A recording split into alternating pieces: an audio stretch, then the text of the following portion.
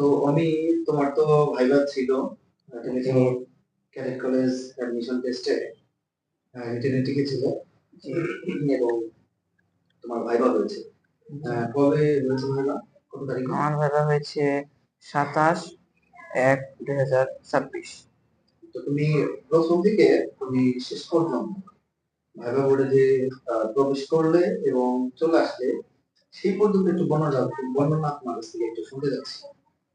প্রথমে ভাইবা বোর্ডে প্রবেশ করার আগে আমি বললাম, may I come in sir? তারা বললেন যে হ্যাঁ আসো।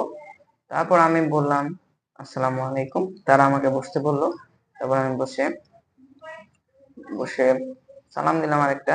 তারপর তারা বললো হাউ আর ইউ। পরে আমি বললাম যে আই এম ফাইন স্যার, আলহামদুলিল্লাহ। তারপর তারা প্রথমে জিজ্ঞেস করলো যে ইন্ট্রোডিউস ইউরসেলফ, ইংরেজিতে। কারণ আমি ইংরেজিতে নিজেকে ইন্ট্রোডিউস করার পর তারা ম্যাথ থেকে প্রশ্ন শুরু করলো। ম্যাথ থেকে কিছু প্রশ্ন করলো, জ্যামিতি থেকে কিছু প্রশ্ন করলো, জ্যামিতি থেকে লাইন এবং রে সম্পর্কে প্রশ্ন করলো, তারপর সন্নিহিত কোণ সম্পর্কে প্রশ্ন করলো, এবং গণিত থেকে মূলদ অমূলদ বাস্তব সংখ্যা এইসব ব্যাপারে প্রশ্ন করেছিল।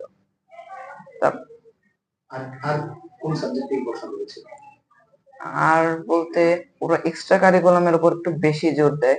এই জন্য এক্সট্রা কারিকুলাম বলতে আমাকে যে মিউজিক্যাল ইনস্ট্রুমেন্টস বাজাতে পারো কিনা সেটা জিজ্ঞেস করেছিল, এবং আমাকে প্রথমে কিছু পুশ আপ দিতে বলেছিল, কিন্তু পরে তারা বললো যে পুশ আপ না, তুমি একটু পিছনে যাও।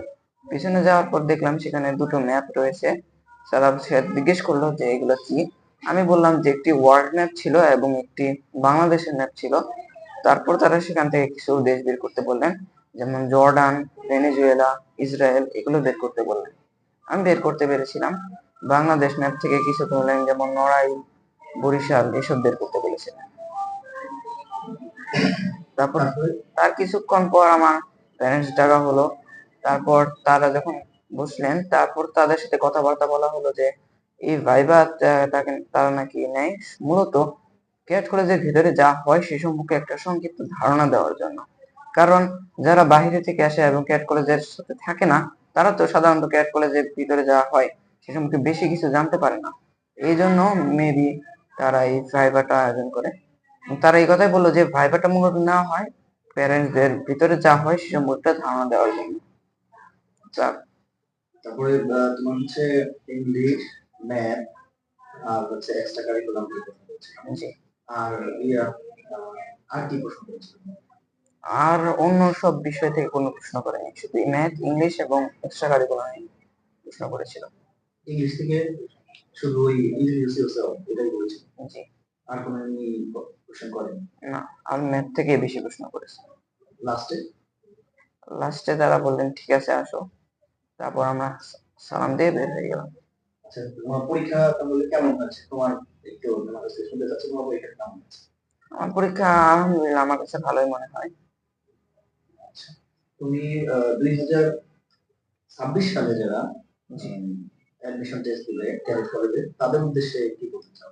যে তুমি কিভাবে রিটেনে চান্স পেলে, এর পেছনের গল্পটা একটু সংক্ষেপে 2-1 মিনিটের মধ্যে তুমি শেষ করবে, এবং তাদের উদ্দেশ্যে তোমার পরামর্শটা কি হতে পারে? কিভাবে পড়লে আসলে ক্যাডেট কলেজে চান্স পাওয়া যাবে সেই বিষয়টা জানতে চাচ্ছি। মূলত ক্যাডেট কলেজে বেসিক থেকে প্রশ্ন করা হয়। অত অত বিশাল কোনো ইয়ে করা হয় না, একদম বেসিক থেকে প্রশ্ন করা হয়, এবং বেসিকটা ক্লিয়ার থাকলে মূলত রিটেন চান্স পাওয়া যায়।